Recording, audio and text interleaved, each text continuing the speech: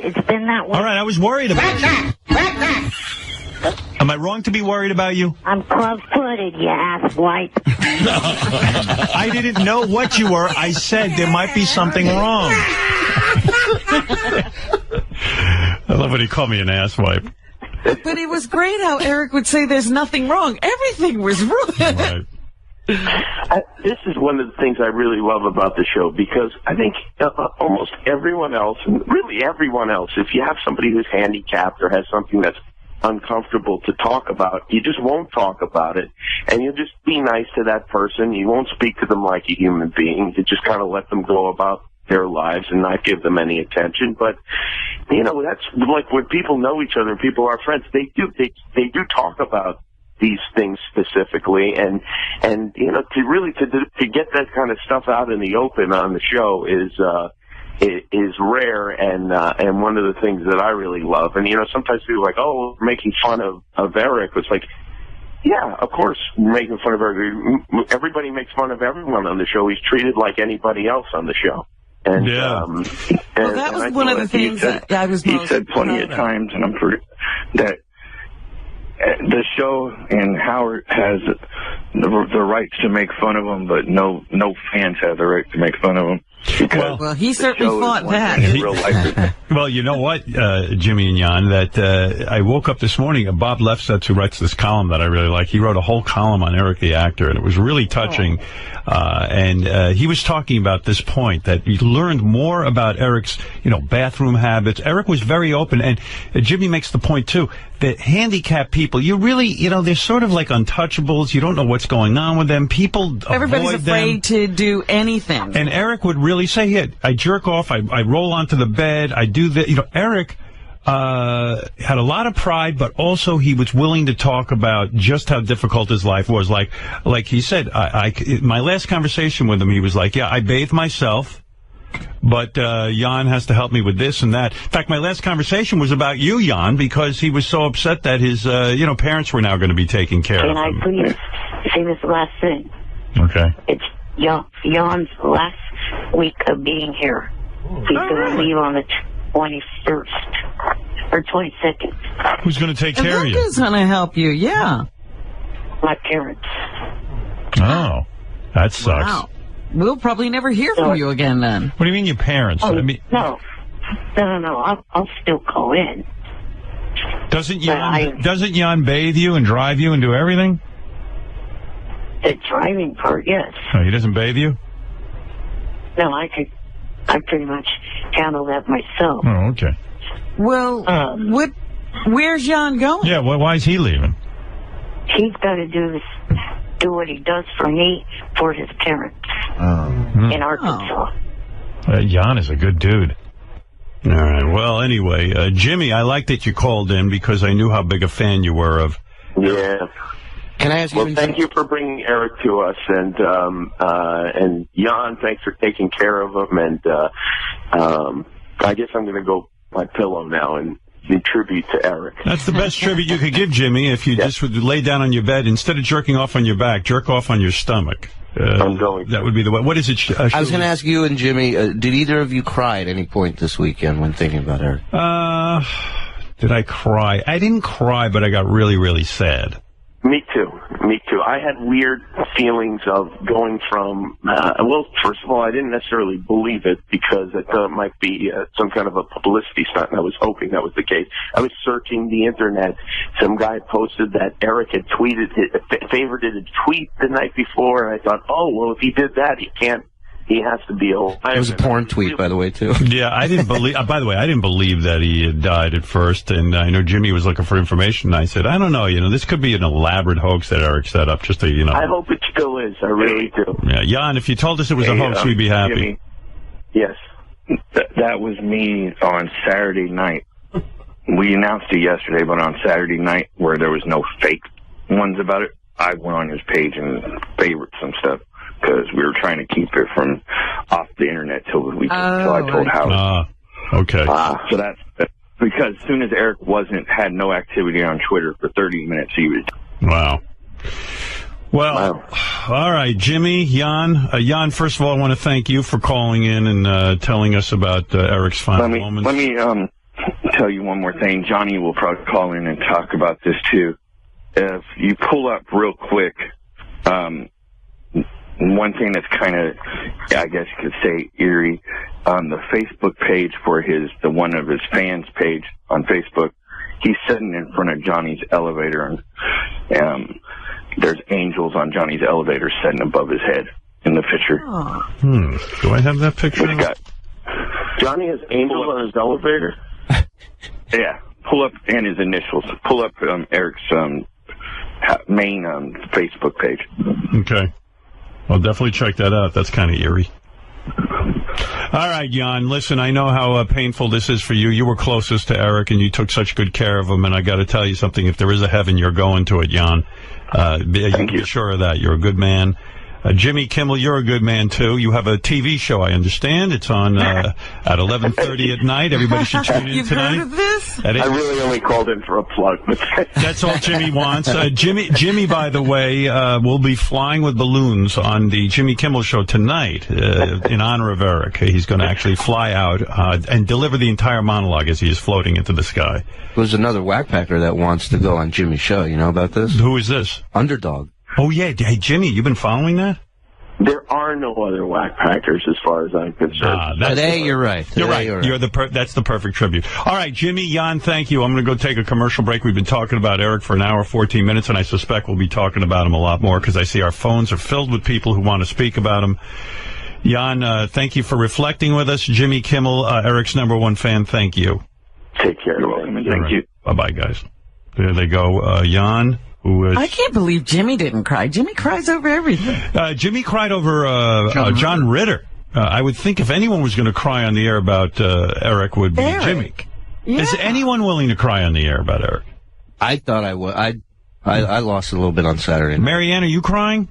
Yes, I was, Howard. I cried all night and all morning, and little Mikey wrote a song that if it doesn't make you get down on your knees and cry, but my cry turned to anger, Robin. I mean, how do you not know that it was trending on Twitter that Eric died? I don't follow all of this stuff. I'm not living the life of a social media person. Sorry. It's not a day to argue, but Howard, you gave him so much joy. In fact, I would be afraid to say, anything like Eric did to you, and you know that, and he said it to you, and, that was what we loved about him. He spoke the truth. Jan took such good care of him, and I just don't believe it. It's like, all right, Marianne, thank you. It's so sad, Howard. Howard, we know how much you really loved him and how much he meant to you. Robin, I don't know. It's going to trend. Robin doesn't know what's going on in the news. All right, Marianne. You're right, I don't. It always comes back to Robin. Robin, get my number. You can call me. I'll give you all information if you need it. Robin, you're disgraceful. Thank you. Oh, my God. How did Robin not know about Eric's reaction? For the record, Robin cried at Veg Fest when she was stuck there. Oh, stop. I'd cry if I was at Veg Fest. Me too, like a baby. Yeah, I don't even want to ask Robin at Fest. That's how crazy. There'd be one exciting thing at Fest. I got the confirmation that Eric was, and it's weird. I went and jerked off. What? People mourn in different ways. That's how I deal with grief. Yeah, I went on YouPorn and watched and I said, I'm upset right now. This is horrible. But I feel like jerking off. And I wasn't going to deny myself jerking off because that's our right as American citizens. Oh, my goodness. Yeah, I watched this was great, fake agent porn where this girl, really hot blonde, is running an agency and a guy comes in and she seduces him because she convinces him to be in porn. The dialogue's the best part of those. The best. Oh, my God. And the guy's like, I don't know. I don't want to get into porn, this and that. She goes, come on. And then she sits down next to him, starts rubbing his cock, and he's like, all right, I'll get into porn. And it was so great. And I came right when she was blowing him, so I didn't even get to see the ending. I like when they go, look, they just have to see on video that I can flex, and then you'll get the job. And big money. Right. But it's always big money, huh? No, I was laying in bed last night. I'm watching TV. I couldn't get to sleep, and I realized it was because of Eric. Like, I was just, kind of upset that Eric was gone, and it really hit me hard when I laid down. I was watching Ray Donovan, which is such a great show. Oh, my God. I know. That show is so crazy. Oh, my God. I love that show so much. Ray Donovan. And see our boy Jay Thomas on there? Yeah, Jay. Yeah, he was great. Yeah, Jay was great. And it was just like, Then it just I turned off the TV and I realized why I couldn't sleep. I was like, oh, Eric, he's gone. It really hit me hard. I mean, everyone's dropping like flies, and I hate being left. I'm so mad at Eric for leaving. They should have. You know what? There were many times, Eric gave us a little scare not too long ago saying he might have to go into the hospital, and we were so worried. And, when he said, no, that wasn't, necessary, they were going to give him another 6 months before they evaluated the situation again, we thought we had more time. Yeah. He used to fight with a lot is Jeff the Drunk. And Jeff and him, there was a great, we use it for a bumper, but inside the actor's studio, when they go back and forth and answer the same 10 questions, great. And they get at it. Eric was upset because Johnny Fratto was starting to represent Jeff the Drunk because Jeff was willing to take gay roles and Eric wasn't. But that's the other thing. Literally 2 weeks ago, I'm having this argument with him where he's like, I want the homophobic stuff to stop. What does this mean? On Twitter right now, bye for now is number 2. What do they mean, number 2? The hashtag bye for now is trending. It's number 2 on Twitter right now. Bye for now. Oh, that was Eric's favorite phrase, bye for now. And, Eric resisted bye for now. That was his catchphrase, and it was really catching on, actually. It was really impressive. Yeah, as soon as we started to notice it, he stopped doing it. Yeah, we loved it. And then, as Robin says, as soon as I like bye for now, then Eric wouldn't do bye for now. It was always bye for now. What was that? He just went bye. Couldn't even do his catchphrase. Where's your catchphrase? Not gonna do it. Oh, he's holding out the catchphrase You now. dropped your catchphrase? Yep. Why? Are people teasing you about that, too? Yeah, they're using that in our messages. Bye for now. Don't drop your catchphrase. You stick with it. Now say your catchphrase. All right, bye for now. Gotham. All right. Okay, my goodness, critics say there's a lot of buzz around the new Fox series Gotham, and it seems to be on everybody's must-watch list. Gotham is a Batman prequel from Fox and DC Comics that features Bruce Wayne as a kid and follows him as he grows up to become the greatest superhero of all time. Gotham also tells the untold story of how legendary supervillains like Penguin, the Riddler, and Catwoman got their start.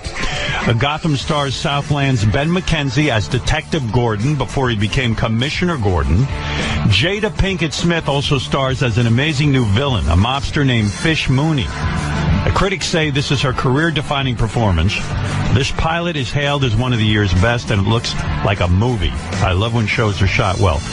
If you even half-liked any Batman movie ever, you'll be all in from the very start. Gotham premieres Monday at 8 o'clock, 7 Central on Fox, followed by the season premiere of last year's breakout hit, Sleepy Hollow. Don't miss Gotham, premiering tonight at 8 o'clock, 7 Central, only on Fox.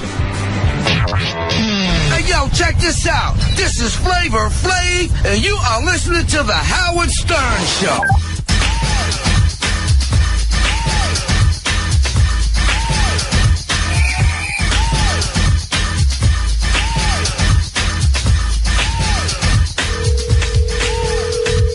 Hello? Hello, is this Mark? Yes, it is. Who is this, please? This is Mark. Mark? No, who? I'm related to you. I just got kicked out of my house. Can I stay with you for a few days?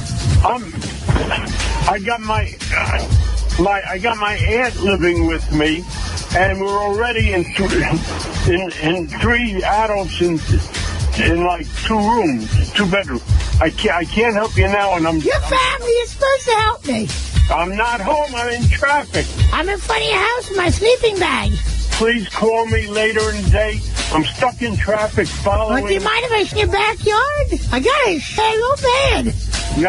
You don't seem to understand.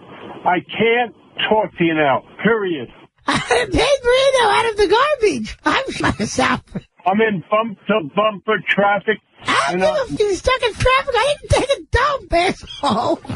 No, I'm in the car. I don't know if you could hear If me. you don't let me move there, I'm going to show you. I'm not even going to talk to you.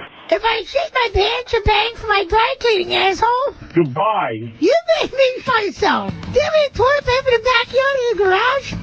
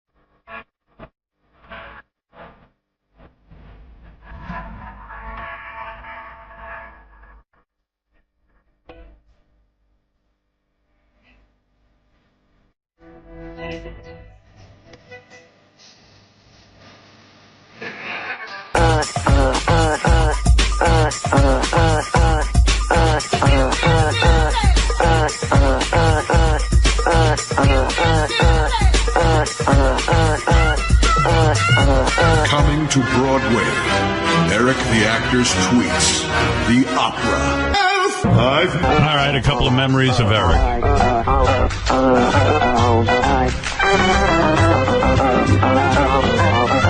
We've spent an hour and a half on Eric, and I would gladly spend another hour and a half because he deserves it. Yes, Johnny Fratto. You know, the impact will really hit me when, after a while, I realize we're never going to hear an Eric call. It'll never pop up again where we say, well, Eric the Actor's on the phone. Johnny Fratto, you're on with Yam. Yes. Yeah, it's so bad. It's so bad.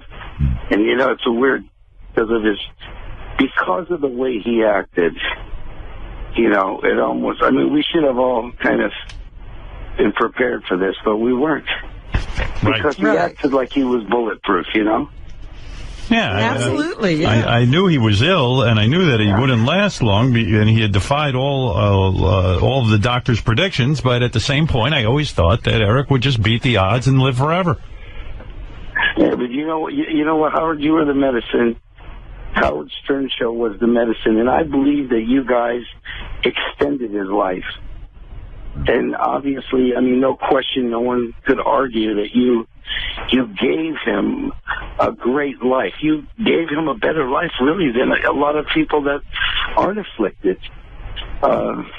People used to say to me, are you making fun of Eric? I go, no. I said, I treat Eric like everyone else. I do not want to treat him differently. And I think Eric liked that. I think Eric liked mixing it up. But you provided a lot of things for him to do, and those were the things that he loved, and that's what kept him alive. But the reality is, and when I laughed, you know, because he would be always after one of you, and it would be Robin, or it would be you, or it would be Fred with the noises, or Gary, you know, or Will. Gary, yeah. Something wrong on the phone. And, you know, he would call me, and he would always, you know, he was always going to get even, or he was always going to beat you.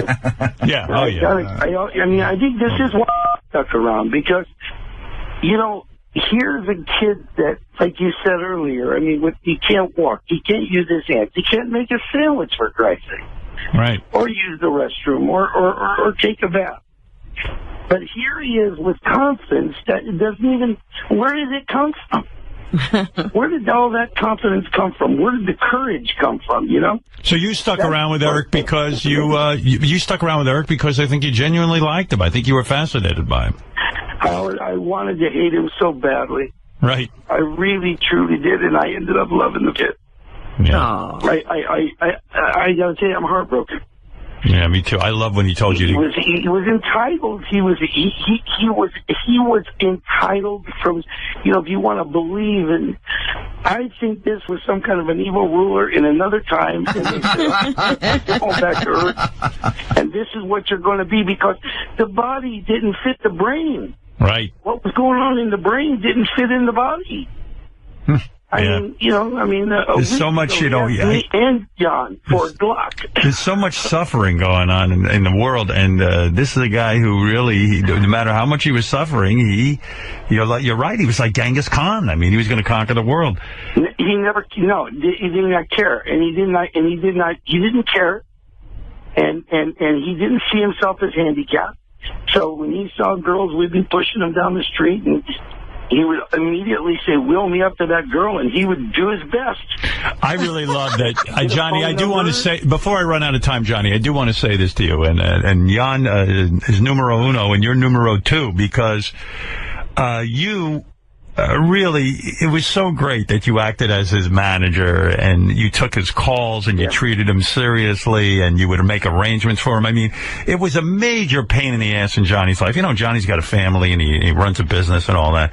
And to sit there and take incessant, one phone call after another, over and over and over again from little Eric. Oh, Howard, you had no idea. I mean, hundreds, really sometimes 40, 50 calls a day.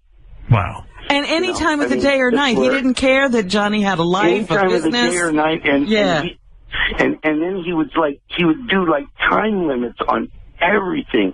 Like, in other words, like he wanted to get laid, and he knew he couldn't go to the bunny ranch, and I didn't know that. I heard it on your show, but then he talked about the altitude, but I heard that first, and I'm thinking, are you kidding me? I mean, now it's like, I have to find sea level to get you. That's not hard enough. It was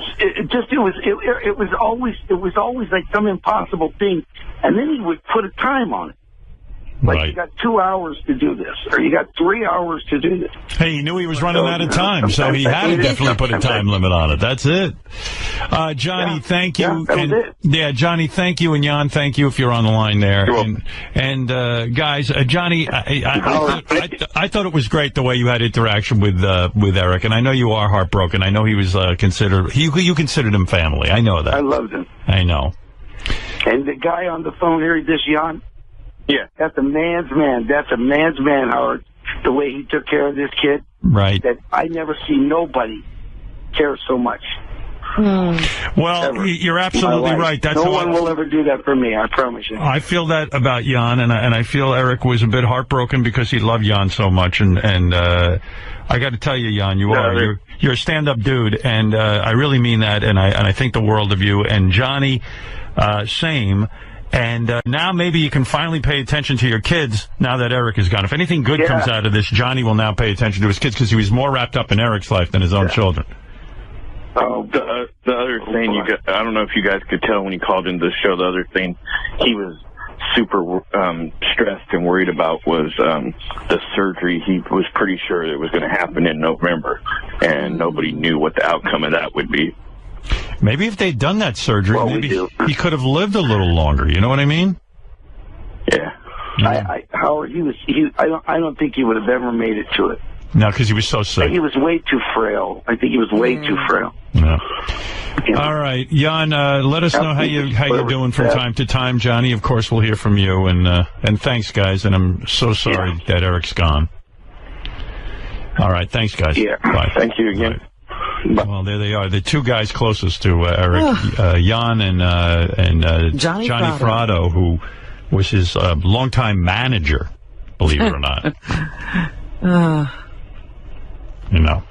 Some of those negotiations were priceless as well, that Johnny would have to go through for Eric's various activities. I should have asked Jan. I mean, who's going to clean out Eric's stuff? Like what happens to Eric's chair? What happens to Eric's memorabilia? All his little, his A's, his beloved A's, the hats. Yeah, and I think he collected a lot of autographs and all of that stuff. Like what are they doing with all that? I wonder if Jan's a part of that. Well, he said he was staying there a week longer. He's probably helping. Yeah. Well, I wonder what the WWE is feeling. They've lost one of their biggest supporters. Eric Lynch, Eric the actor. Some knew him as Eric the midget. He didn't like that, so we changed it to Eric the actor. But he complained, and he was great. He was no bigger than 4 feet tall, but boy, oh boy, did he have a big presence on this show. And he He didn't have the looks, he didn't have the strong body, but he had a mind on his shoulders that I think people will never forget. And he really did teach us a lot. I love that Johnny said he'd have them roll him right up to any beautiful woman he saw, and he'd take his shot. That's right. He tried to find things in life that mattered to him and go after them, and Eric lived life. You know, most of us wouldn't have the balls to ask for a free pass to a whorehouse, but Eric did. And maybe that was the secret to life. Who knows? Look, who demands to be on TV shows and then gets his way? Always got his way. You know, Eric needed a lot of help. He really did. He needed my help getting acting jobs. He needed help from the government getting oxygen and medical supplies. He needed Jan, of course. He needed Johnny. He needed his parents. He needed free stuff from Amazon. But, I mean, he had a wish list for some of the most ridiculous shit you've ever seen. He wanted, on his wish list, for real, the big book of boobs, an Eric Chavez action figure from the Oakland A's. He wanted a case. That's 24 bottles of Dr. Brown's cream soda. He wanted every flavor and size of Gatorade that you can imagine. He wanted pellet pistols, blank guns. Pellet. That's right. He loved guns. What's a Little Debbie zebra cake? He wanted that, too. I don't even know that. It's a brand of cake. Little Debbie's is a brand. He even wanted batting gloves, and I don't know why. He was in a wheelchair. I don't get it. He's going on to the batting cage. Yeah. And even more bizarrely, he wanted the Sony headphones, the Simon Cowell edition Sony headphones. The Simon Cowell edition. Yeah. Some knew him as Eric this, Eric that. We'll know him as Eric the Angel now. We're going to change his name. Eric the Little Belligerent Angel. Well, now we're getting quite a few representatives up there from our whack pack. Mm-hmm. You know, we've lost quite a few people. Would you say that Eric, Gary and I were just talking about this, would you say that Eric, was Hank the Angry Dwarf a bigger impact on the show, or Eric? Oh, wow. That's a tough one. That's a good question. I said possibly Eric. I mean, Hank, was right up there. Hank was amazing. Yeah. That's a tough one. I think I'm calling that even. Right. Well, I want to thank Kelly Clarkson this morning because she's the reason I found Eric. Yes. Eric Thank was goodness in love you with called her fat. That's right. If I hadn't called her fat, we'd have never met Eric. The ball never would have started. The ball never would have started rolling. He was 85 pounds. And I think anywhere between 3 and 3.5 feet tall. I never really figured it out. But you can't judge a book by its cover. Because too often in life, we pass by little guys like that in wheelchairs, or we give them a tap on the head or something, treating them like they're 3 years old. And Eric didn't want any of that. He had a rich life, and it was filled with bitterness and triumph and agony and all that kind of stuff. And through his own little devices, Jimmy Kimmel became friends with him, and Natalie Maines adored him, and Hollywood producers and directors put him in TV shows, and his obituaries even in Variety magazine and Us magazine. Yeah. Zac Efron called him out for the Ice Bucket Challenge. Look at that. And like Joan Rivers, even though, when Joan Rivers died, it was a shock to us. Even though we knew, she was 81 years old, how much longer could she live? And like with Eric, you knew he wasn't going to live forever, but it still comes as a shock that he's, Yeah. It really and it's does. just like Johnny Fratto said, it was because he always fought back with such a vengeance. He never seemed or sounded frail. He didn't feel frail. And so we always believed he'd be around. God, he loved wrestling. I don't think there was much left on his bucket list. He did get out and do a lot of stuff. We even got him laid. He went to the matches. He met the wrestlers. And he did. He got laid. He had never had that experience before encountering this show. That's right.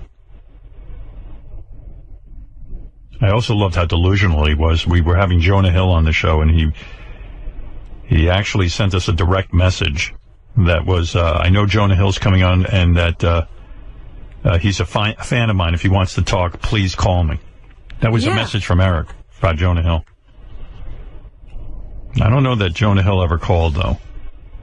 Who knows? I don't know, but Jonah did remember him. Yep. And I guess Eric's last acting job is Brickleberry. He's on the cartoon. Oh, yes. And you know what? Last week, wasn't Yucko calling to say they might cut Eric out of the show? Yes. I got annoyed with Yucko over that. I said, you knew what Eric sounded like. Don't cut him out. What, it shocks you that Eric speaks the way he does? Terrible. Come on. You know what we didn't play? Remember those times we would have an American Idol contestant that he was a fan of call him and try talking with him? Oh, man, there's so many things I could have played. I played a bunch of stuff this morning, but, I could play you 3,000 tapes, 3,000 hours. Well, as the days and weeks go by, we will remember. We'll remember Eric. But my favorite story was Eric and the werewolves in New Mexico, so that's, we all have our own favorite moments. Let me see if there's anything else. There was a bunch of fans on the phone. I'll get to them as much as I possibly can. I do have to take another break, though, first, and we'll be back right after. Richard is doing a dance out there over it. He's very excited. He hasn't calmed down in 3 days. There's other things on people's minds besides Eric the actor. We'll try to get to those as well. But, Wolfie, I see you've been on the phone all morning. What do you want to say about Eric the actor? Hey, Howard. I just wanted to say I'm really bummed. Eric was just a really good dude. I was actually talking to him a lot over the past 2 months over the telephone, and just the kind of stuff that he would share. He had a big heart, and I know he was really mad about Gary and denying that Eric contributed to ALS, but Eric even told me about other charities that he gave to. So he really was a good guy. Right. All right, Wolfie. Thank you. Yeah, he gave me some facts about just his general routine, and I was always curious if you'd be interested to know about some of that stuff that he did on a daily basis. Sure, go ahead.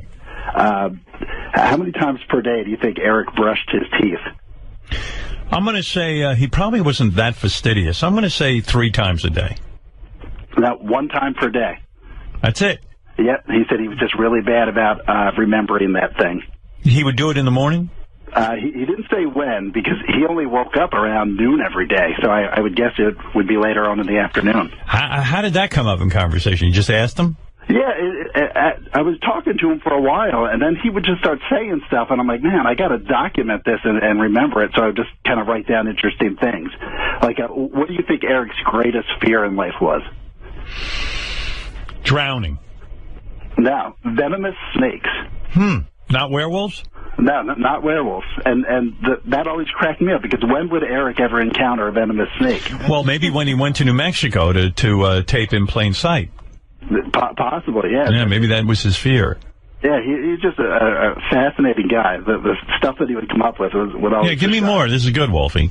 Okay, if Eric could have any career of an actor, which actor would he want?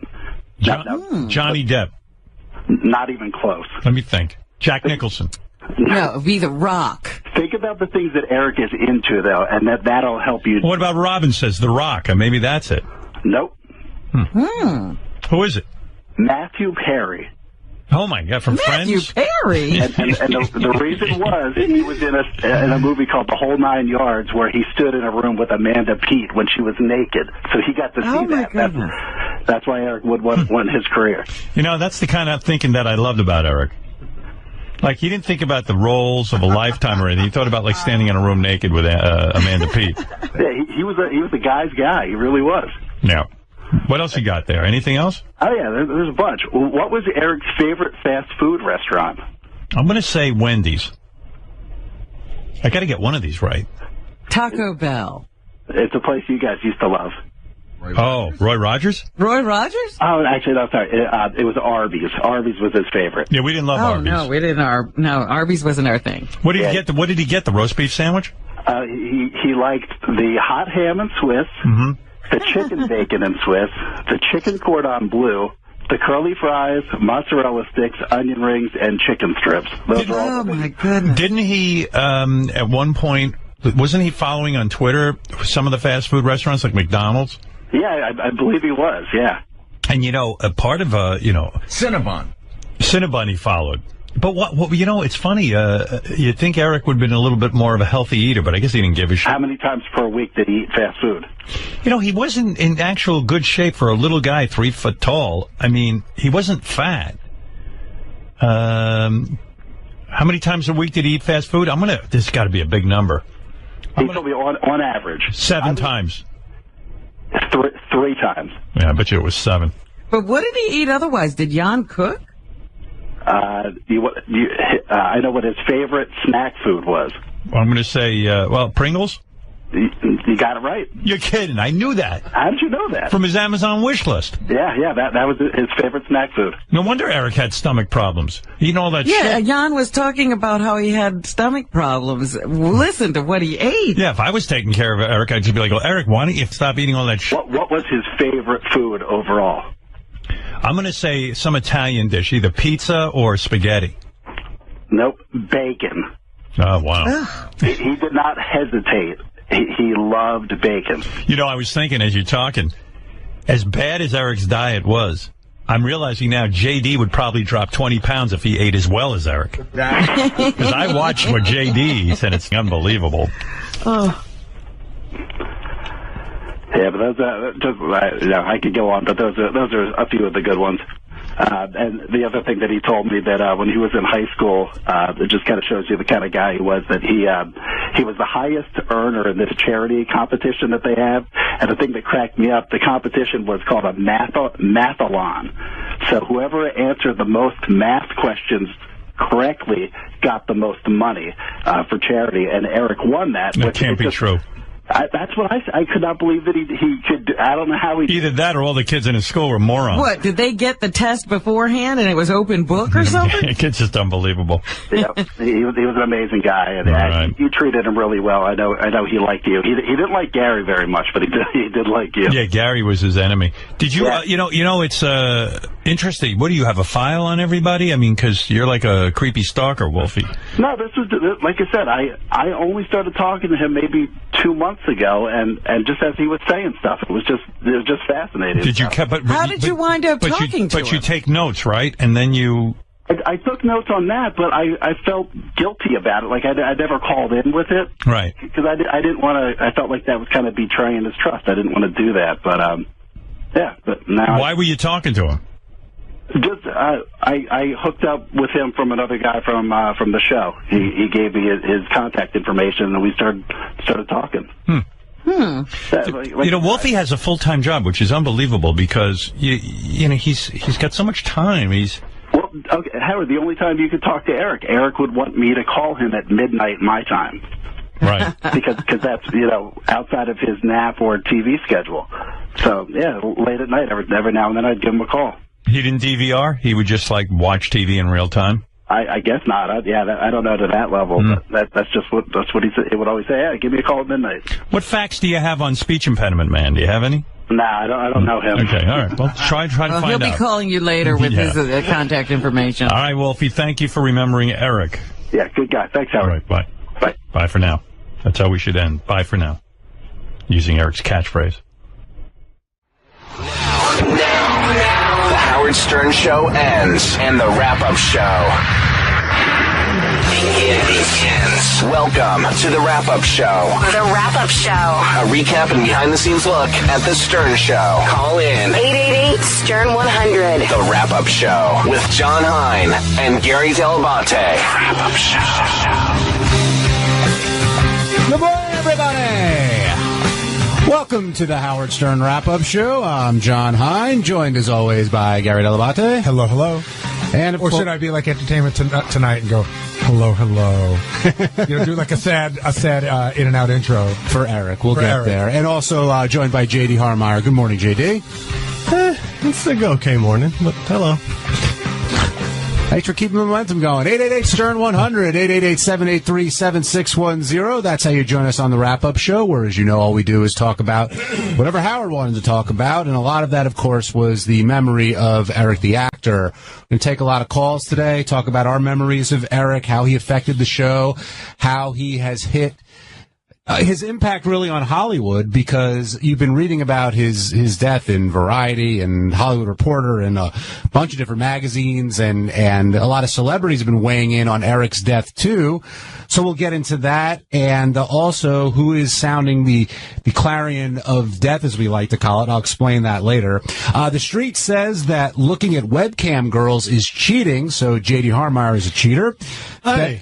Well, I'm just saying that's what the Street says. Yeah. Benji crashes the Goodell press conference. Howard contemplates returning to AGT. Once again, Gary, it sounds like he may be heading back. Did you get a feeling for that at all? Well, I got a feeling that the answer wasn't no way. Now it's like maybe.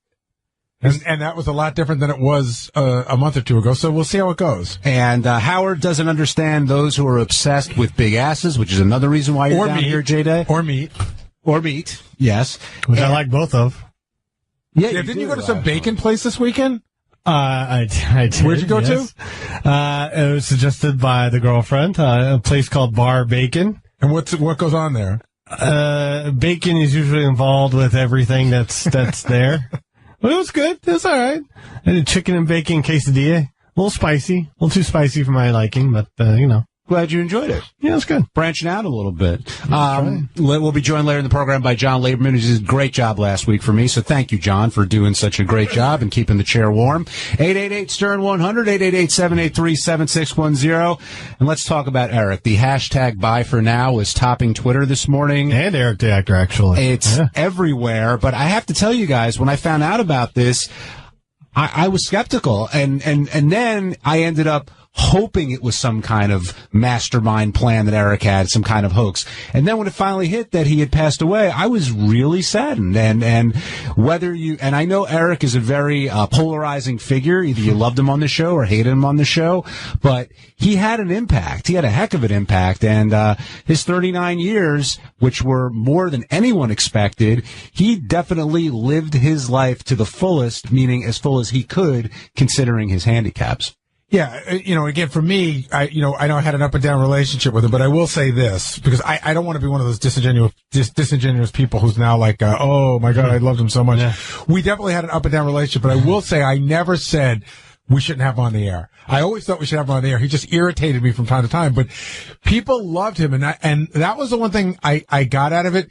The love wasn't always returned, but people loved him. Even if he didn't love him back. Is it fair to categorize your relationship with him as a love-hate relationship, though? No, because I didn't hate him. He just got under my skin. I didn't have hatred for him, but he did piss me off, and I would bust his balls. And, he would mix it up with me, and I would mix it up back with him. And he always, I think Jan sort of hit it on the head today. Like, even his relationship with Gonzo, I think he liked the fight. He enjoyed fighting. Oh yeah. I think that was part of, he enjoyed the fight, and sadly I enjoyed fighting with him. Yeah, I mean, JD, I think that was part of his essence and probably helped him get through each day. He lived for the combat, if you will. He loves the fighting. He loved playing a role. He loved playing any sort of role. He's big into wrestling, big into acting. And any sort of quote unquote role he could take on, even if it meant being a bad guy, he'll take it. But that brings up a really good point, because there were times when he would be so, in my mind, so wrong about something that I would say, well, this has to be a bit. He has to be playing a part. And then I would dig deeper, and it just never seemed like he was. Sometimes I think he was. I don't think he was a lot of the time. Oh, well. What do you think he meant to Howard? Well, I know Howard loved picking up his call. He was a super important part of the show, and I think Howard really genuinely liked him. Howard, you would always, like Howard said this morning, he would always say, Gary, calm down. That's what makes him funny, is that he doesn't, appreciate stuff, and he can sometimes be ungrateful. But I don't think Howard ever found those qualities in him. Howard just liked him as a person on the air. He's interesting. Well, in the first hour of the show, Jan called in and really spent the whole hour on the phone talking to Howard about what happened and Eric's impact, and here's a little bit of that. But I sense that Eric, as much as he didn't like Gonzo, I think Eric liked the three-ring circus of guys like Gonzo with him all the time. Jan, am I wrong about this? Oh, no, he liked the fighting part. Yeah. But he hated the people that he was fighting with. See, that's very interesting. He loved fighting, but he didn't like who he was fighting with. And when Gonzo... So that means he probably hated me, but he didn't like fighting with me. Yes. Congratulations. That's awesome. And when Gonzo called in and tried to give a sort of sincere condolence, Jan was having no part of that. None at all. No. I'm with Jan on that. I mean, again, you got to be upfront. You know, just because the guy died, you can't change your tune. I remember I was in high school, and there was a guy that we all went to high school with, and we just didn't like him. And he died, and, you know, when we were in college, and we were sitting around, and we're like, poor Joe. And then my friend goes, Joe's an asshole. And we were all like, oh, my God. He goes, he was an asshole 5 minutes ago. He didn't get better because he died. So, I mean, I think you have to be true to what you think about a person without being disrespectful. Mm-hmm. Now, we were made aware of this in different ways over the weekend, but coming in this morning, we sort of knew what had happened. Robin, however, was at Veg Fest and wasn't up on it. Now, I don't know if you can blame Robin for that necessarily, because she's very busy and there's, you know, a lot going on. But were you surprised that she didn't know that this had happened? Well, you gave me an opportunity. Robin's not high on my list right now because I really am bothered by something that happened today. Well, what was that? I really am bothered by this. I'm going to say this. Oh. She sent an email to Howard saying that she saw me on AGT and you can't miss those teeth. Now, that's not a joke for the air. That's just the joke to take a poke at me in the email. It's like a Jackie thing. Yeah, it's like a Jackie. And by the way, nobody else, none of the listeners tweeted, "Hey, saw Gary." So, like, to make it sound like Rob made it sound like the whole world saw my teeth, and it stopped the show. So did she send you one email and Howard a different email? Yeah. Yeah, I got the left side, Howard got the right side. And you were made aware of this morning when you heard it on the air, basically? Yeah. She sent me a note asking me about something. She said, "Hey, saw you on AGT." I said, that's the only way I knew that I was even in the shot. Does that come as a surprise to you that she would do that, or anybody around here? Because no, it's not a surprise, but other people around here send emails that are very similar to different people. But when you hear them, they don't sting any less. And you and Robin have been good lately, right? I mean, for the past few years, so... And we still are good. I just saying that bothered me. Okay. Well, I can understand why that would bother you. JD, does Gary have the right to be bothered by this? Sure. I mean, if, someone tells me one thing and then, next, they add a little more details to someone else, non-flattering details. Yeah. I feel the same way. And Howard was relishing this conversation, no doubt. He goes, Robin, let's call a spade a spade. Let's say what you really said in the email. I'd like, so he threw her under the bus, for good measure. So it works on like 7 levels. Okay, so Robin was at Veg Fest, and I don't even know what that was, but now she comes into the Eric loop, and then really the first 2 hours of the show were spent remembering Eric, and, but the thing that hit me was how he impacted so many different people at so many different levels, I mean, Jimmy Kimmel, who called in, was genuinely saddened and depressed over the loss. It really got to him. I think Eric is the ultimate example of Howard taking nobody and making them famous. Because, the Zac Efrons, the Jonah Hills, he was a part of the show, and everybody seemed to have an opinion on him one way or another. Most people were really sad. Most people sort of got him, and he had an effect on people. Although, if you told him that, if he were alive today and you said, you had an effect on people, there'd be a long pause and he'd go, do you think, can you give me a job? I want to give JD some credit here because, I mean, hearing all the old stories and, you know what to do. And I mean, just great Eric memories were fantastic. But then when you got to hear his Idol show and the country show, I don't think people remember how incredible of a broadcaster Eric was. I know it was torture for you to listen to, JD, but you know how funny it is. Yeah, I mean, within those 30 seconds, those little 30-second clips, there's a whole 4-hour show going around it. And there's a lot of pausing, a lot of, just talking about Idol and people I don't care about. And it turned into, I told Shuli this for the news. Eric did his Idol show. That was an hour. And then he would do basically an Eric Q&A for another 2-3 hours. Who was queuing? Well, he would be in like a chat room and people would write to him questions and stuff. So, and he has nothing but time. So these Q&As would last until he got tired. And, by then I'm done. Not to mention the engineering on these shows. Oh, yeah. Well, there was none. But there was none. JD, you bring up a really good point. And the thing was, he had nothing but time, which is why his timetable was different than everyone else's. Yeah. He wanted it. Like, if it wasn't done in 4 hours, Eric in that 4 hours had done nothing, where everyone else might have slept or worked or any number of things. So he had no patience for dawdling. Exactly. Jose, you're on the wrap-up show. Hey, Jose. Jose from San Jose. You there? Hey now. Hey now. Hey now. Hey, Gary. Yeah. Gary. I sympathize with you, brother, with the whole comment of the teeth. I have the ears, okay? And we're 5 guys that grew up together, and man, for the last 40 years, I've been hearing about my ears, man. So, you're very good about it. You go ahead and you let it, like water off a duck's back, you let it slide. Every now and again, I do understand, man. It just stings. It just stings a little bit, It's what you say. Say it in my face. Well, I think it stinks because it's Robin, as opposed to, I go on Twitter, and last week on our Facebook page or Instagram page, whatever, they put up this picture of me when I was 5 years old. And it just was nonstop teeth comments and pictures of horses with fake teeth, and so I take it. It's okay, but I think it wasn't the teeth comment so much that it was Robin that bothered me. Thanks, Jose. Mike in Canton, you're on the wrap-up show. Hey, John. Hey, Gary. What's up? What's up? Hey, sorry, you were on speakerphone. I tried to call into Howard earlier. I actually did something. Another one of the whack packers went down, and I put my flag in half-mast for little Eric today. That's great. That's awesome, and it'd be even more awesome if somebody drives by and beeps their horn because they know why you did it. I know that, and the funny thing is, one guy down the street, I know he listens to Howard all the time. His is actually at half-mast today. That's what gave me the idea. John, somebody sent me a note. Is the whack pack dwindling? Somebody said that they thought that an inordinate amount of people in the whack pack are dying, but I think that part of being in the whack pack means that you're not 100% either physically or mentally.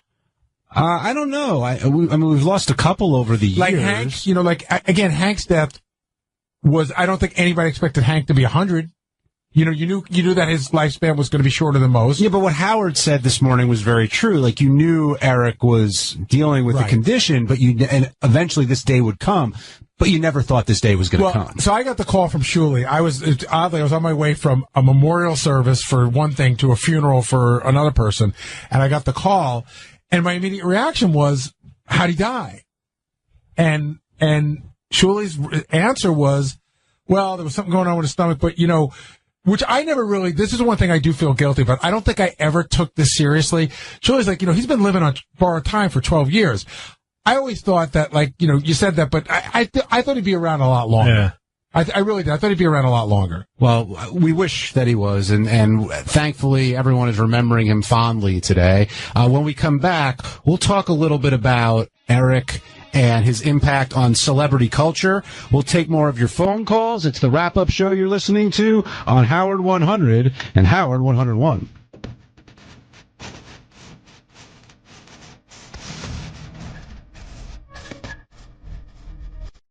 The wrap-up show. Hello, this is Jimmy Kimmel, and you're listening to the wrap-up show with John and Gary Delabate. I love when everyone pronounces it wrong. Hey, it's Jimmy Kimmel. You're listening to the wrap-up show with John Hein and Gary Delabate.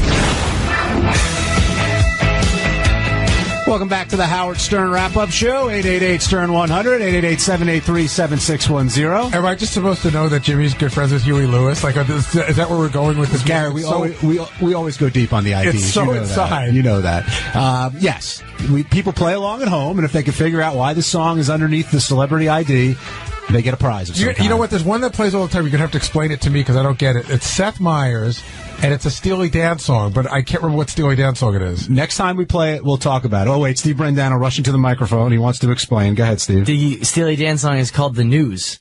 The News with Seth Meyers. I got the news. I didn't know. I couldn't remember what the song was, and I always remembered I wanted to ask. See, this is what we do here. 888-STERN-100, the great Jimmy Kimmel, who woke up at 3 in the morning, I guess, his time to call in and talk about his fond remembrances of Eric. If you missed it, here's a little bit of what Jimmy had to say. I think if God demanded Eric fly with balloons into heaven, he would have told him to go there. I know. Here's what a good guy Jimmy is, for real. yesterday somebody came up with the idea, maybe we get a comment from Jimmy, and I didn't want to call Jimmy and say, can you get up at 3 o'clock in the morning? He's got a baby and everything. So I just sent him an email and I gave him the opportunity to leave a voicemail for me that we'd be happy to play, a statement of sorts. And he's like, no, I want to get up. And I'm like, well, I probably will be calling you at like 4 in the morning. And he's like, that's fine. I gave him a little wake up call, clearly shook him out of bed, gave him 10 minutes, but he really wanted to be on the air live to talk about it. That's how much he loved Eric. And Jimmy described it best, I thought, when he said, Eric had absolutely no respect for Howard because he was Howard Stern. He would go toe-to-toe with him. Right. And even Howard said that. He would, when Howard started yelling at him, most people will just cave and be like, okay, whatever, or they're trying to angle for something. But Eric would not back down, JD, and you had to respect that. Yeah, I mean, there's countless voicemails that I listen to, and I mean, just they're all insulting. They all insult how Howard looks. They all insult how Gary looks. There's one where Eric was a part of a show with Artie, and Artie was thinking about canceling the show or something. And Eric's like, I need that money, fat ass. Get your fat ass on a plane. We're doing this show. The thing I loved about Eric, and this is what did entertain me about him on the show, is Howard would say something to him, and there'd be this long pause, and he would go, if you would just shut the fuck up and listen. I would love that, because it really, no one else talked to anybody like that. Another nice moment. He told Fred he's going to break his fingers. Another nice moment this morning when Emma was remembering Eric was, they were talking about their favorite moments, and here Howard talks about his favorite moment, then we'll get into ours and take some calls on yours. But my favorite moment had to be when Eric got in a job on a TV show that we got for him in plain sight. And he had to go down to New Mexico, but he was afraid that werewolves lived in New Mexico because Johnny told him, he read on IMDb that there are werewolves in New Mexico. I was there for this. It was amazing. Yeah, and it was the greatest thing as I go, here in the middle of everything, Eric says, look, I don't want... He's demanding. And I convinced the guy, I said, do you think they'd put all their actors in danger with werewolves? I didn't try to convince him that there weren't werewolves because he wasn't hearing any of that. I believe he requested silver in his writer. Yeah. Right, yeah. Silver bullet. I really think he did. That's just silver because he could use it. So we talked about this morning in front of Howard. Howard listened to this clip, and I said, there's no way that Eric thought that there were werewolves. And Howard said, I absolutely 100% believe that he did. And John, you made the comment, I thought this is a great phrase, it's Sal Logic. I read it on the internet. It must be true. That's exactly what happened. And that is Sal Logic. Clearly, if, the internet says so. Wikipedia. It must be true. And why think any more than that? So that was Howard's favorite moment. You'll be hearing that on Sternthology, actually, later this afternoon on Howard 101, plus a bunch of other great Eric stuff. But, Gary, is that yours, or do you have another one? No, my favorite moment is, and we played it to death today, but when he told Johnny to take care of somebody, it was like, it's almost like one of those comedy movies where you never get to see the head of the mob, and he's, giving all these directions, and when you see him, he's a little person. And it was great. I wanted to have, a little fedora on, with a little black suit, a little white tie, and a big cigar. It wasn't even what he told Johnny. It's how he told Johnny. The repeat, you know what to do. You know what to do. And I thought Howard said, Howard's comment was so great. When he talked to Eric, he goes, you got to tell Johnny exactly what to do. Maybe Johnny thinks he has to kill this guy. Carol in Pennsylvania, you're on the wrap-up show. Yes, hi guys. I'm in deep mourning, and bye for now, Eric. I'm just so happy that Howard got him laid and got women to lie their giant breasts on his head. Yeah. Well, I think Eric shared in your happiness. There was nothing that meant to him more, JD, than that, correct? No, I mean, that was one of, when I went out to, was part of a show with him, and I guess he did other shows. And yeah, one of the things we did was we had girls say, would you please rub your breasts in Eric's face? And there'd be a whole line of them, and Eric would take off his hat, and he'd be ready for him. Now, at the time, I know things are different now. Were you jealous of him in that sense? Because he got to do something I'm sure you would love to do. It would depend on the lady. Some ladies weren't very, He's looking for a line of girls with big asses. Well, listen, I'll take that, too. Now, were you offended? Thank you, Gary, for that segue. Were you offended by what Howard said? Because he is not a fan of a large rear end, as you seem to be. Do you think Howard's way off base here? Personally, yes, of course. Why? I think because I just think he's wrong. What's he missing? He's missing heaven is what he's missing, John. But what makes... Okay, Gary, as Howard was doing this rap, JD was screaming in the back, like arguing with Howard. I'm so in Howard's camp. Oh, come on, Gary. What's your problem? Like, when I see pictures of Kim Kardashian, it looks insane. I told you I went to go to the MTV Awards. I went to the show to see Iggy Azalea. I didn't know exactly who she was. I was in the balcony. And I could see she was wearing this. She's probably got like a 20-inch waist, and then her ass just gets enormous. And yeah, he's doing that. He's like, when you see Azalea, tell her I said hello. And I'm like, and it looks insane. And then I was talking to JD about it before, and JD was explaining to me that there's rumors on the internet that her ass might be fake. Well, I mean, listen, listen, that rumors go with like Nicki Minaj and Kardashian, all of them. But listen, Nicki Minaj's ass is probably the biggest that I can probably take. And there are certain times where even that's a little much. So conversely, are you not turned on at all by a skinny little ass? Like a skinny little ass? Like I'll tell you a perfect example. I can't remember that girl. What's the cute chick you like from 30 Rock? Oh, Katrina Bowden. Yeah. Super cute. The tiniest ass I've ever seen. Do you like that? No, I mean, I like other features on her, but no, yeah, she needs more ass. But why does it, like, what, can you explain what it does to you or why you're into it? You know what? I just like, when they can move a certain way, it looks good. So you think twerking is a good thing? This depends on it, yeah. If they're like getting upside down and like, shaking their ass while they're upside down or whatever up against the wall, no. But the video with J-Lo. That's the greatest video of all time. What makes it so great? There's two great asses, and they know how to move them. That's all. That's it. So is it the size or the movement? In fact, I have some as great as it is, they cut too fast. They stop cutting so much. Oh, now you're complaining. Just let the asses breathe a little bit. Let's see them move. All right, calm down, David Fitch. Sorry. No, listen, Hype Williams, who directed it, is a great director. Joe in Florida. Yeah, you're watching it for the direction. I like Hype Williams. Hype Williams is a good guy. I'm sure he's great. I think I could have directed that video. Well, listen, come on. What they wanted it to be. All right, let's hear from Joe in Florida. Joe, you're on the wrap-up show.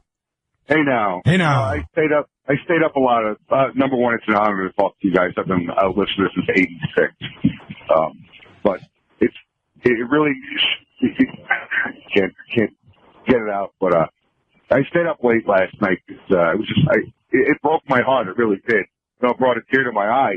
But it did make me proud because look at all the press you're getting. I mean, just everywhere you look, it's all Eric the actor all the time. He's trending number one on Twitter. He was on all the websites, news stories, even Yahoo.com had him on front page. Joe, you're right. I mean, it's astounding, and I wish Eric was here to see it because he would, of course, enjoy it, although we all know that's not possible. But I am amazed at it, but it also is a testament to Howard and what Howard can do with anybody, really. I mean, he has made Eric into an international superstar today. This is very reminiscent of Hank. Right before Hank passed away, we did that whole thing to try to get Hank to be one of People magazine's most beautiful 50 people. And we did get him in. And then it was so long ago, I think it was 2001. And they put him on the web version, which at the time nobody was looking at the web. So they said, well, they're not going to put the magazine, but he did make it to the web. And then they buried him like somewhere, so to speak. But do you think that Eric was aware how much people liked him? Or do you think that he spent a lot of time thinking people just torment me? I think he was aware that he had some notoriety, but I don't think he was aware that he was beloved. So what do you think he thinks when a guy like who was the one that called him out for the Zac Efron? What do you like when Zac Efron calls him out? Do you think he goes, "My God, it's so cool Zac Efron knows who I am," or do you think he was like, "Oh, I'm finally getting the due I deserve from a fellow actor"? No, I think he thought it was cool. But you know what it is? I think it's like, how when you get insulted on Twitter or whatever, and you get complimented too, but all you see is the insults. That's all he saw, I think, is he saw all the people bothering him more than the people that liked him. But I mean, but Jimmy Kimmel would come on the show, and Natalie Maines would come on the show, and we did the Superfan Roundtable, and they all wanted to pool their money to buy him stuff. I wonder, did he ever really feel that love? I'm guessing that he did, but he also felt a lot of other stuff too, and sometimes that dominated his feeling. All right, we're going to take a quick break. When we come back, we will talk more about Eric. We'll take some more of your calls. We'll talk about the clarion of death and what we mean by that. We'll talk about Derek from Texas. It's the wrap-up show, after all, you're listening to on Howard 100 and Howard 101.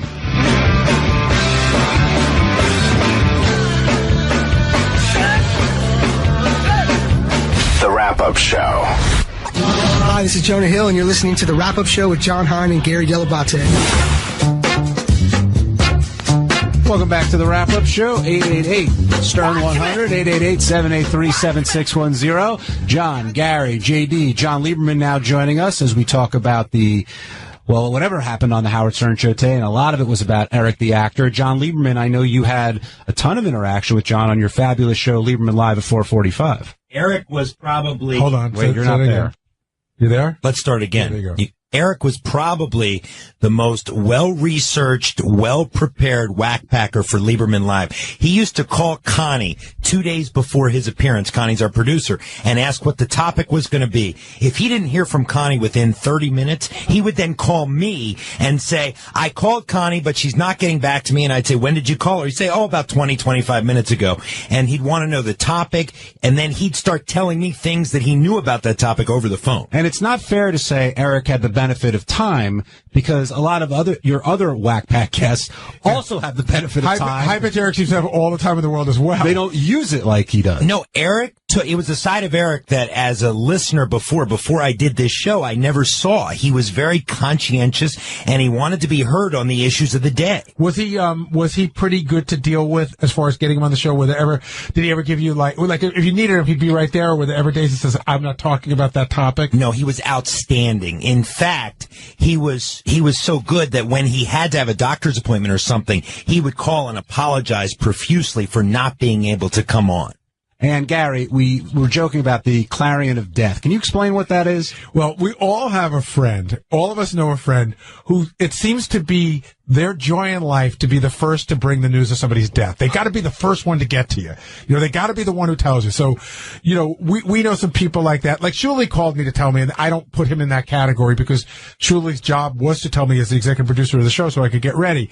But then you start seeing people tweet. Oh, yeah. They want to be the first one to put. They'd love to be the first one with bad news. Is that just something compels them to do it? Yes. It's just like, I told you first. I'm the first one. Remember, you heard from me first. So it's a notice me kind of thing, I guess. Yeah, and then there are some people who just like giving you bad news in general, and then there's a whole other thing. Well, hold on. Let me stop you, because David Spade did call you Baba Bad News on the show. So do you have that role when a guest is in?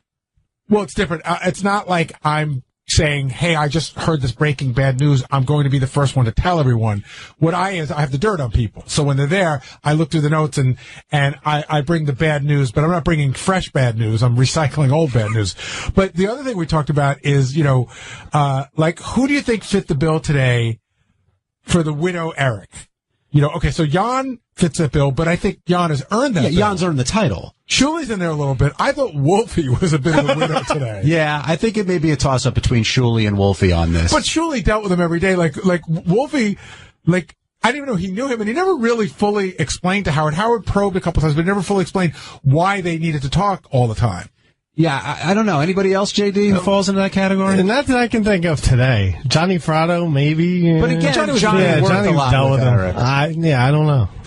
All right. Before we go to news, Shuli had mentioned that the modeling agency that Eric tried to run with Johnny Fratto was a great moment. We heard from Derek from Texas, who I thought is a fabulous one.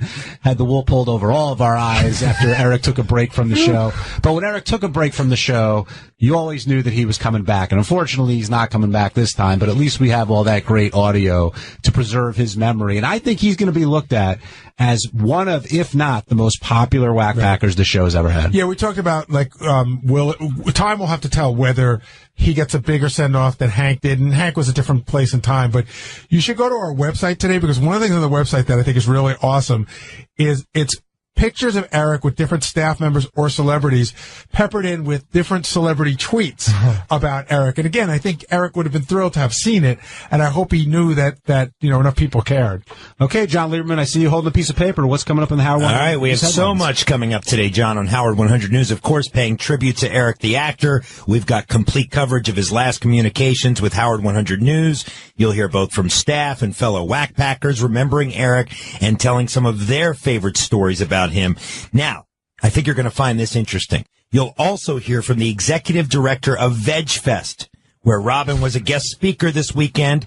She tells Lisa G about the thriving Veg Fest singles scene. Oh, you're certainly not going to want to miss that. Maybe that's Lisa why G Robin wasn't exclusive. aware of this. Is this the new J-Date? Veg Fest. All right. You will have to listen. And today on Lieberman Live at 4:45 and on demand, Tan Mom and Fred the Elephant Boy debate the radicalization of Islam with an expert. How big a loss is Eric to your show? It's a big loss. He was a staple every Wednesday. He'd be on. We'd pair him with High Pitch Eric sometimes. We'd pair him with Bobo. But I could always count on him as a host to be ready, and he'll be missed in that respect, and of course many others. Well, with that topic and panel you have today, I don't think you're going to want to miss Lieberman Live at 4:45. That sounds fantastic. We're going to wrap up the wrap-up show. JD, anything you'd like to plug? I'd like to apologize to all the people that texted me and direct messaged me about Eric. I'm sorry I didn't get back to you. I did not want to be the one to break any news. Let me jump in on this. That's a global apology. Yeah, a lot of us weren't going to be the ones who said this to you online. So we apologize to all the social media followers, but that's what we did. So. And that's all. Follow me on Twitter, JD Harm. Gare? I'm good. John? I'm on Twitter at Reporter John. Well, coming up on Sternthology today, we talked about Howard's favorite moment. Jimmy Kimmel didn't cry over Eric's death, but he did cry over the death of John Ritter. You're going to hear that. Plus, Robin didn't know from Veg Fest. So we're going to go back to 2011 when it took Robin 3 days to find out that Steve Jobs had died. All that and more on Sternthology, 5 o'clock on Howard 101. If you want to follow me on Twitter, I'm at John Hein. Thanks, everybody, for your support, as always. We're listening to the Howard Stern Wrap-Up Show on Howard 100 and Howard 101.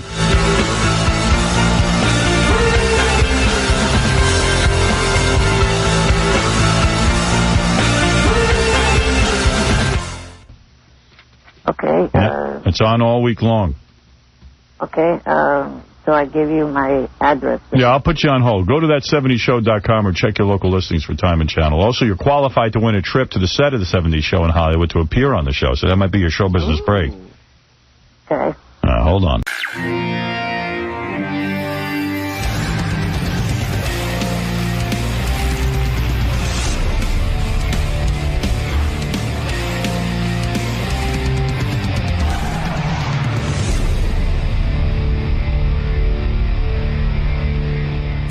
This guy, Matt, is fascinating. His name is Matt Paxton. And, Matt, are you on TV? I'm here. Yeah. Matt's on TV, right? Aren't you part of the Hoarders TV show? Yeah, I'm the guy that cleans up all the dead cats and poop on Hoarders. Oh. Hoarders is this fascinating show, which I have to admit I don't watch. I sort of, everyone always tells me about it, but I am fascinated by hoarders. Like Ronnie, the limo driver, tells me about when his mom was a bit of a hoarder, and she would hoard these paper bags. Paper bags, like from shopping. Like she'd come home and save every paper bag. And when Ronnie cleaned out her house after she died, it was like he spent almost a month with paper bags. Paper bags, plastic bags. And Gary said his mom was a hoarder. She would just save New York Times, newspapers, yeah. and finally he was hauling them out one day, and there was thousands of them. And she started to cry, and he goes, "What's wrong?" And she goes, "I was going to read those." It's such a thing, this hoarding. Yes. And she would save your mom would save every box, right? Ronnie and I were just talking about this in there. So say you go to Macy's and you buy a shirt, right? You give it as a gift, that box. My mother, and Ronnie said the same thing with his mother, there were boxes inside of boxes inside of boxes, and both our mothers had the same thing.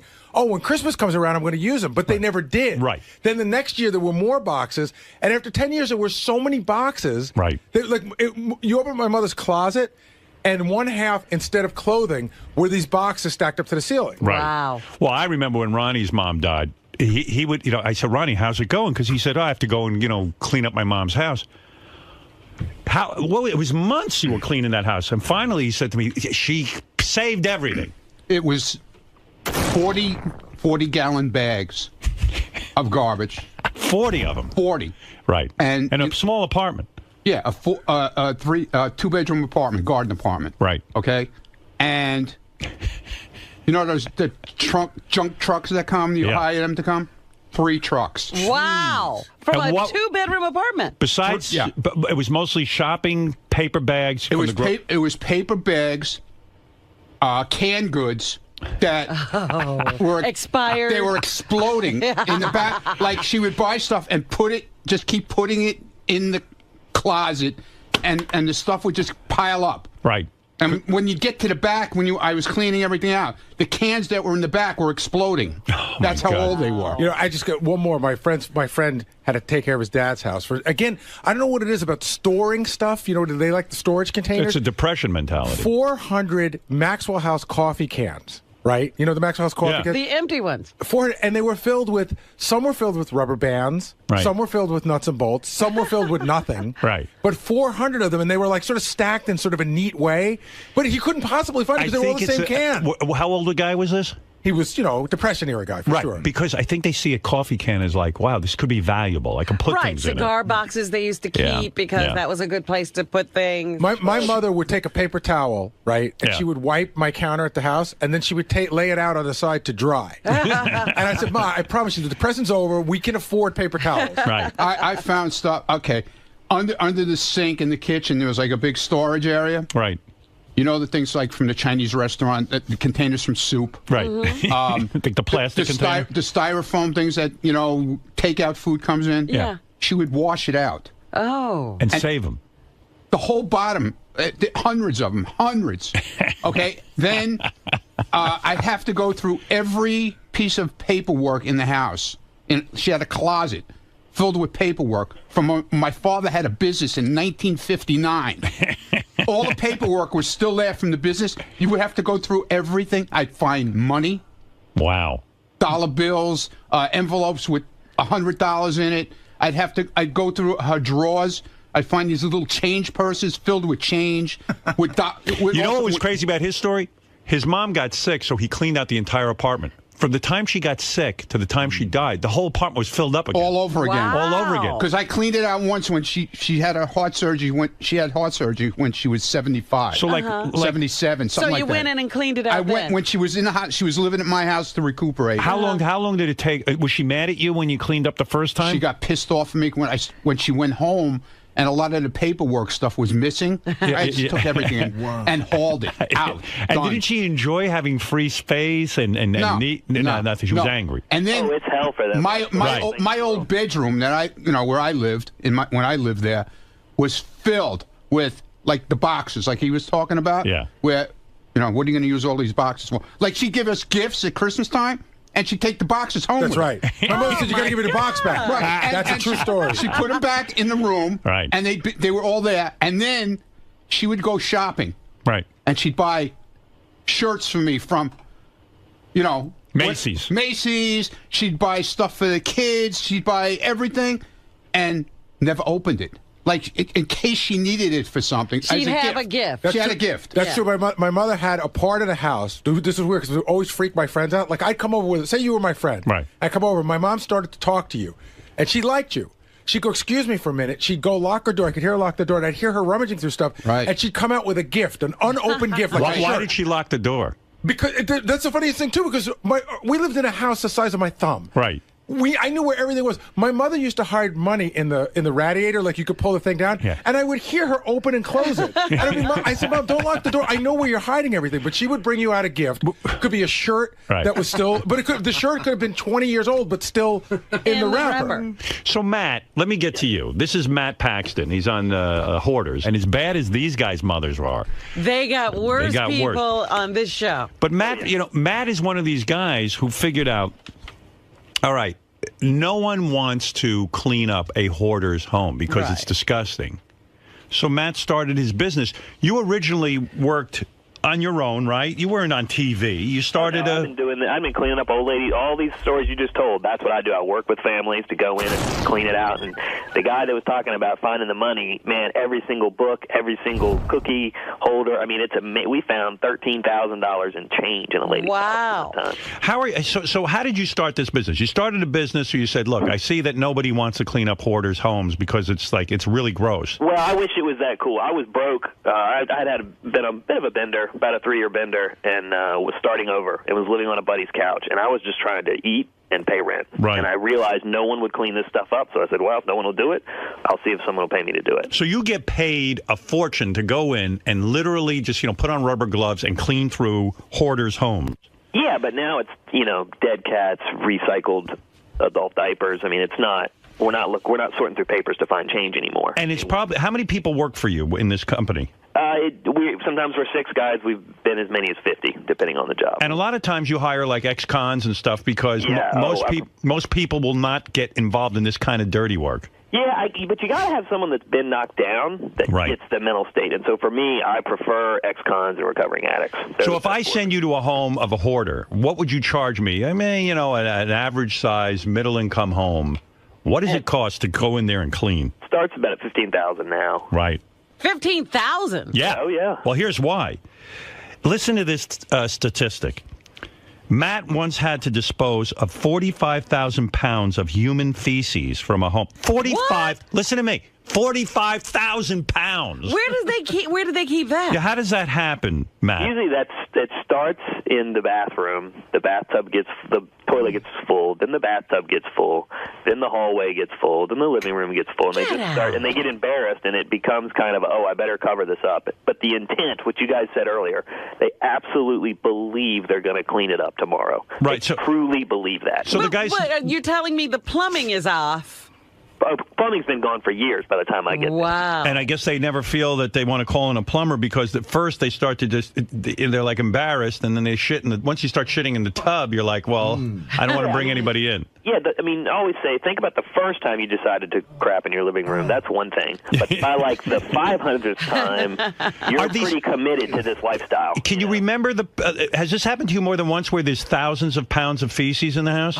Every week now, man. Every week? 5 years of my life, every week. I'm in full biohazard now. And so you go in a hazmat suit and the whole thing? Oh, yeah. I mean, literally, you would not believe in every single building in New York City, in every single neighborhood around the country, there's one of these houses, and it's a toxic dump. I mean, it's unbelievable the stuff we're finding in there. And when you meet these people, like specifically the people who shit in their, have 45,000 pounds of feces in their home, do they seem like normal people? No, they're like Gary's mom. They're lovely women. They're nice people. Right. That have had a rough go at some point in their life. It might be 10, 15 years ago. Something triggered it. And I've got to not only clean up the poop, but I've got to also give this lady a hug and act like it's no big deal. Right, because you don't want to embarrass her. No, my God, if I embarrass her, I'm out. She'll kick me out, and I'm the last person that's going to help her. When they call you, do they confess, or they just say, look, I saw you on TV, I need a company to come in and clean my home? Or do they come clean on the phone and say, listen, I've been shitting in my house for the last 10 years? No. Normally, either a family member will call me, or they'll get called in from the show, or an APS worker, Adult Protective Services, will say, we're kicking them out tomorrow. Right. So they're not calling you. It's always someone else. Maybe 1 out of 100 they'll call. Usually it's someone that loves them. And is there... They've given up. They don't know what to do. And is it like what Ronnie and Gary are describing, that when you come in to clean, they're livid because even though you're removing shit from their home, they're not grateful in a way. They're like, please, just leave the shit in there. Yeah, I mean, it becomes a wall of safety. They're removed from the rest of the world, and it's really a wall of judgment. They don't want to be judged. They don't want to be made fun of. So, believe it or not, that stuff protects them. What is the smell like? Or maybe you never get to smell it because you're in a... Do something? Yeah, I'm pretty used to it. It's a very citrusy urine smell. Oh, it's not. It doesn't even smell like shit anymore. No, urine will knock out. You don't even smell shit. Really? Where are they urinating? With the shit? 2-liter bottles. In 2-liter bottles. Oh, and then they cap it, the bottle? They cap it, yeah. We call them plumber bombs. Oh, my God. I mean, it's... We enjoy it, though. For us, we're all recovering addicts, so, like, we need something nasty to get us off. Yeah, this keeps you straight, huh? It keeps us totally clean and sober because we get grossed out, and we really enjoy that, and we get that every week. I would think it would be the opposite. Like, you come home and go, I've just seen the worst of humanity. Shoot I need me up. I need to get high. It doesn't matter. It's all meaningless. Tie me off. I mean, when you've hit rock bottom yourself, you kind of have to laugh to get out of it. And so now for us, if we find, if we don't see 200 cats, we don't think it's funny. Are you a millionaire from this business? I mean, getting $20,000 a house seems to me like you might be a very wealthy man. No, I mean, I'm doing all right. I have a house now. I have children that I can afford. I'm comfortable. It's a pretty cool thing. But I get paid to help people, which is a pretty awesome thing. Matt once found 200 dead cats in a home, and they were wet. So when he tried to pick them up, they just came apart. That was a rough one. Do you ever throw up when you see that kind of thing? I don't, man. The only thing that gets me is I had a kitten crawl out of a pile of human waste one time. And that was a bit much for me. And then the smells, the textures really, like the food they were talking about. When those cans explode, he's exactly right. The cans from 20, 30 years ago will pop open, and you'll see textures and smells that you've never seen What before. do you mean a kitten crawled out of human feces? In other words, the cat was trapped in the feces? He was living underneath the feces and crawled through it. Oh, my God. So how did the cat survive? Did they feed the cat or did they eat the shit? Dude, people don't realize cats are survivalists, man. They are so tough. Like, they'll live through anything. People will quit before a cat quits. Wow. Oh, it's so sad. Now, when you say, going back to what you said before, you found $13,000 in cash inside a giant rat's nest in a house. Yeah, 8-foot rat's nest in Oakland. And how's the money get in there? Well, we found out that week that rats don't eat money. We didn't. It's the only thing they don't shred apart. We didn't know that. Why is that? I guess it's the glaze on the money. I don't know. They're not interested in it. But we didn't know if there were cats. We didn't know if there were rats or not in this nest. So it was about a 6-foot high, 8-foot wide rat's nest, and we can see all the holes where the rats are going in and out. But we can also see money all over the place. Now, when you see that's a dangerous thing because those rats can carry disease. Yeah, in Oakland too. They're big. I mean, that's like New York rats. Yeah, they're the size of dogs. Some of them. Yeah, they're a good sized cat. Absolutely. Yeah. When you're cleaning out, do they come and bite you and try to attack you? Well, that one, they didn't in that one. But we were going inch by inch. We didn't know if they would. So the fear of them coming out, turns out they had given up and left years ago too. So when you find cash in a house, I mean, you're obligated to give it to the owner, right? Absolutely. Right. Oh yeah, because the joy they get in that gets us so much more momentum. It lets us clean faster. You say here you once found $45,000 in U.S. savings bond in a house. Yep. And the woman thought they were expired. People don't even know what they have. She didn't know what she had. We had to explain to her the difference between maturity and expiration. Now you're a financial advisor. So she thought they had gone bad. Right. They were bad. It was free money. $45,000. We helped fund it, and this lady thought she had nothing. So Matt, is your show's on A&E? But what do you have to do with Oprah Winfrey? She started having you on at one point. No, that's actually how I got on. This guy, Peter Walsh, that's on there, he was not interested in doing the show, Hoarders. And so I had been bugging him for years trying to just be his guy that cleaned up after he left. I never thought I'd get on TV. I was just trying to make a living. Right. And he couldn't do it because he was on Oprah. And so that's how I ended up getting on. He said, no, go call this crazy guy in Virginia. He'll clean up anything. And they were literally just looking for messy houses to clean. And I just happened to get picked up. I got that one chance. They gave me about 10 minutes. So because you're on TV, do you get more money in a sense because you're a celebrity house cleaner? Yeah, crazy enough, I am. It's weird. I mean, I'm like the most popular trash guy in America. And why did they start putting you on TV? Because they found that the cleanup was just as interesting as meeting the people? I think they realized it was more than trash, and that's really what I bring to the table. I mean, to me, this is about people.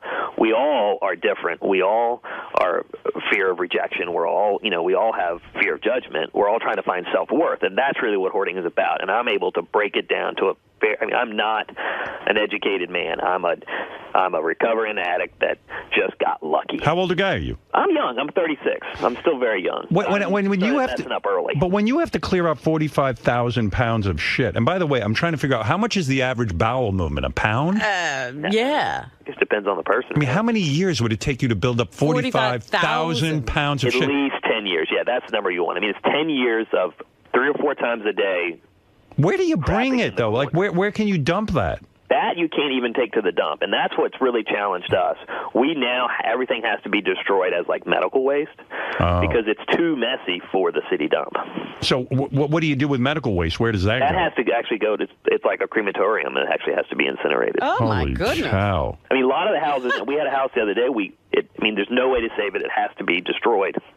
And so it was more of a recovery situation. So we had that to go place was so bad, you couldn't clean it. Could not salvage it. You had to tear it down. Just burn it down. But it was so messy, we couldn't tear it down. We actually had to burn it. Is that more than one person shitting in the house, or was just the one person? No, it's one person. Wow. 10 years. I mean, you got 3 or 4 times a day, 10 years, every day, day by day. Are hot girls ever hoarders, or is it always just like very vile-looking people? I think they started. A lot of them start as hot girls. I mean, it's a fine wine. You can't be a good hoarder overnight. It takes 10, 15, 20 years. Tell the story, Matt. He cleared a house of a guy into kiddie porn, but the guy called you, right? Yeah, and this was not on A&E. I want to make sure they always ask me to make sure clear this. This one was on our personal job. Okay. But we went out, and this guy, the family called us. He was having he had heart disease, and he was going to die. And the family wanted to send him home so he could have hospice. So we were going and thinking, oh, this poor sweet guy. Yeah. Well, we get there and we start realizing, wow, this is some interesting toys. This is some interesting pornography. And the deeper we got, we started finding some Polaroids, some really aggressive stuff. And it was all child pornography. Wow. And so we're like, what do we do here? So we called a buddy of mine as a cop, and he's like, well, actually, you have to report this. So we called the guy. Guy ends up going to jail for 3 years. He gets out of jail, fills the house up again, because we actually did clean it, and he calls us again and says, hey, can you come clean my house again? And we had just sent the guy to jail for 3 years. And yet he wasn't... Who else you gonna call? He wasn't angry. One thing about those kiddie porn guys, they're very forgiving. Yeah. So you clean his house, you find kiddie porn, you report him to the police, he goes to jail, he comes back home, he says, hey, you guys were pretty good at cleaning, come on back. But you didn't find any more kiddie porn there. Well, I told him to fuck off. I mean, we're not going to... Oh, you didn't go. You didn't want that job. I mean, I hire all ex-cons. My morality gauge is pretty wide open. I've guys that murder people on my team, but I will not work with a child pornographer, period. I mean, that's the one thing I won't touch. That's the worst. Yeah. Well, is the worst thing you ever found a dead body in a house? I did find a dead body. The smell is unique. You'll never get that out of your head. For me... What's that smell like? Does it smell like shit? No. If you haven't smelt it, I mean, you can't even get it out of you. You end up shaving your head and your eyebrows because you just can't get the smell off your body. You're saying if a body decomposes and you get the smell on you, you shave your head and your eyebrows. I did. Yeah, I shaved my head because I couldn't get it was like, that old trick where you wipe poo under someone's nose at camp and the guy, all he smells is poo. Well, it's kind of like, I mean, that's all you smell once you find a dead body. That's the worst. That was probably the worst for me. How long had the body been in there? Well, that was when we were doing foreclosures in downtown D.C. Oh. Just knocking down doors of foreclosures for the banks. And so that's why the person wasn't paying. He wasn't actually delinquent. He had a good excuse. Yeah. He had a good excuse. How long had he been in there? Do you have any idea? It had to at least have been 120 days. Wow. We wouldn't have been in there. We wouldn't have gotten the work order. That was awful because he had killed himself and he was just laying on a chair. So the mental, and what that gets to is the mental stuff that we deal with. We're not just picking up trash. We're finding really horrible. Do you find it hard to sleep at night, or do any of your guys get like post-traumatic stress syndrome? The abusive ones, the ones like you'll have hoarders that are so protective of their stuff that they'll scream at you and hit you, and the abusive hoarders, they're the ones that give you the post-traumatic. You had a hoarder try to hit you to keep you from taking all their shit out of their house. Yeah, I had a 70-year-old lady swing at me, which was pretty funny. Anybody make contact? I did have an 80-year-old guy. Actually, we found out he had been beating his wife, and we called him on it, and he got really angry with us and tried to bully us, and he connected pretty square on my jaw. You punched in the face. Yeah. You're a pretty tough guy. What were you in prison for? I didn't go to prison. I had a gambling addiction, man. I actually worked for Caesar's Palace. I'm not a tough guy. I just have seen it all now. Mm-hmm. And so, once you've seen it all, every day, my job is to go into someone else's rock bottom.